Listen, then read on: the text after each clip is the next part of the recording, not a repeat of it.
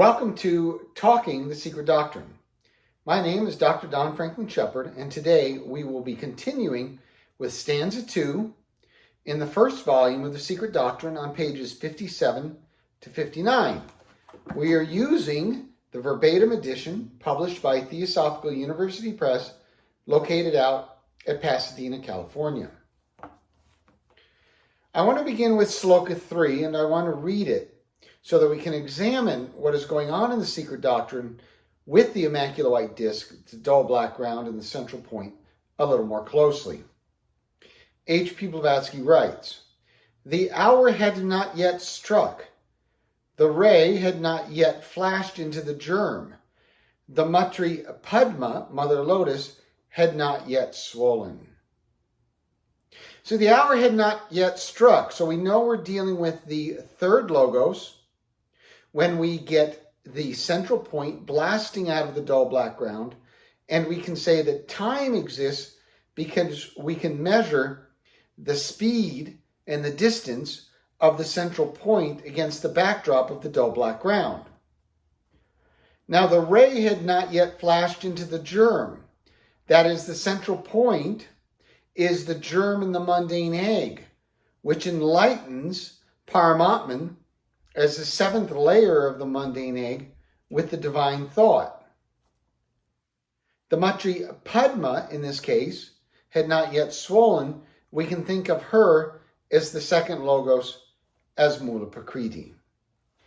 So let's take a look at part A and see how H.P. Blavatsky continues to describe this scenario.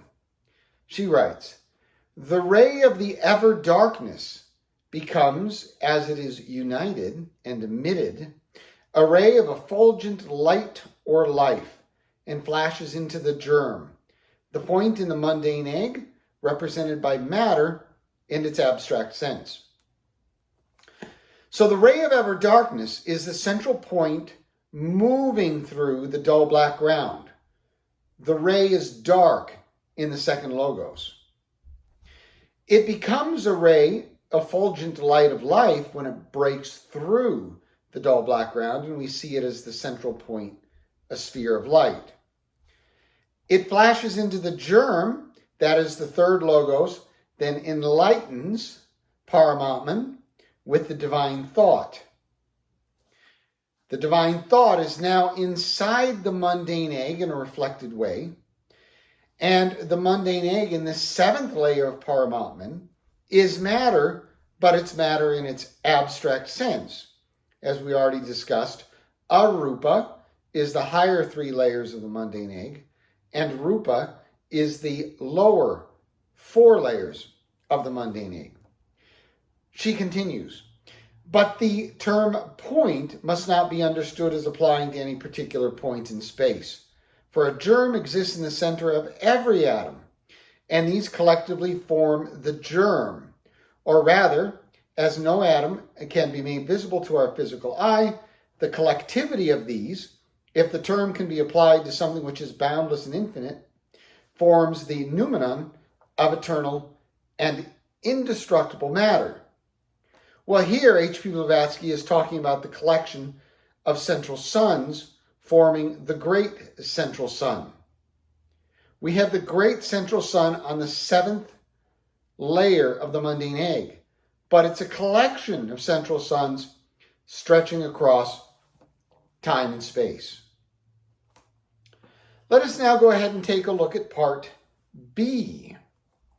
In part B, she originally talks about the lily and the lotus, and all of this is very important, but what we really need to take a look at is how this lily or lotus, which is multifold, and which represents both Rupa, Arupa, and even pre-cosmic sources, we need to take a look to see the relationship of all of these, and to do that, we can turn to page 58 in Sloka 4.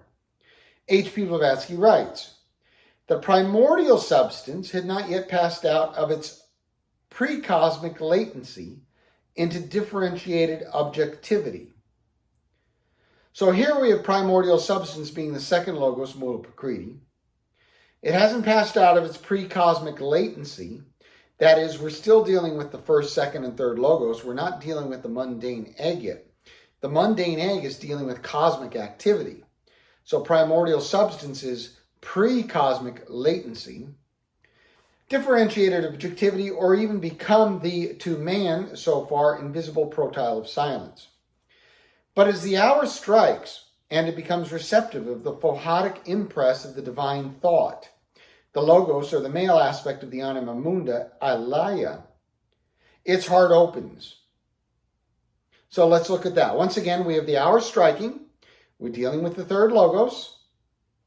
Primordial substance becomes receptive of the phohatic impress. We're now dealing with the 7 layers of the mundane egg. Phohat stretches through arupa and the rupa of the mundane egg. It carries the divine thought of the first logos. Here, the logos, or the male aspect of the anima mundi, alaya. So we actually have Paramatman, the 7th layer of the mundane egg, receiving the divine thought. We have alaya as the higher matter of the mundane egg, carrying it into form. So now Helen Blavatsky is dealing with 5 layers of consciousness: the immaculate white disk, the dull black ground, the central point. Paramatman is the 7th layer of the mundane egg, and alaya as the underbelly of Paramatman, of the mundane egg. Alaya corresponds to Paramatman in the mundane egg in the same way that Mula Prakriti corresponds to Parabrahman as the first and second logos. She continues, it differentiates, and the 3, Father, Mother, and Son, are transferred into 4. So the first logos, the second logos, and the third logos are now embedded in Paramatman, the 7th, and the 7th as the universal being that we often encounter in the secret doctrine. Herein lies the origin of the double mystery of the Trinity and the Immaculate Conception. She continues with the idea over on page 59. This is what she writes. The deity is one because it is infinite. It is triple because it is ever manifesting. This manifestation is triple in its aspects, for it requires, as Aristotle has said, form and matter. Privation meant in the mind of the great philosopher that which the occultists call the prototypes impressed in the astral light, the lowest plane and world of anima mundi. The union of these 3 principles depends upon a 4th, the life which radiates from the summits of the unreachable to become the universally diffused essence on the manifested planes of existence. And we get a picture of this universally diffused essence in Gottfried de Puruker's book, Fountain Source of Occultism, again published by Theosophical University Press, in the wonderful diagram on page 437. We've referenced this before. At the very top, we see Parabrahman and Mula Prakriti. Below that, we see the central point. From the central point, we see, labeled here, Paramatman. Please notice that Gottfried de Puruker has drawn Paramatman outside of the mundane egg. Below Paramatman, it is here Adi Buddha, or Alaya, Mahat, and so forth. So Paramatman is drawn outside of the mundane egg because it is universally diffused throughout the mundane egg, as H.P. Blavatsky described in Volume 1, page 59. And she finishes up.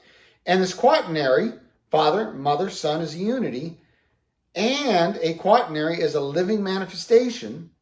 This is why the Word, this is why the Son, this is why Jesus in the Christian theology can be referred to in the secret doctrine and is referred to in the secret doctrine, either as the 3rd logos, the central point, or as the 7th layer of the mundane egg, as Paramatman. That's a lot to think about here. We've now come to a point in the secret doctrine where we have the first 3 logoi clearly manifesting into the top 2 layers of the mundane egg. We have the 1st, the second and the third logos, now manifesting in the Paramatman, the seventh layer, and the Alaya, the Adi Buddhi, as the sixth layer of the mundane egg. Thank you so much for being here. We'll see you again.